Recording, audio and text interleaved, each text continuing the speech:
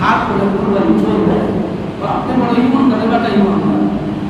আরে বাপের বেটা যদি হবা তুমি, তোমাকে বলছি আমি, যদি বাপের বেটা হবা তাহলে ধার করে কুরবানি করার আগে যদি তুমি পারো তো আগে ধার করে সালাতের কাছে এসো, সময় বার করে নামাজের কাছে এসো, আগে নামাজ পড়ো, তারপরে তুমি ধার করে কুরবানি দিবে।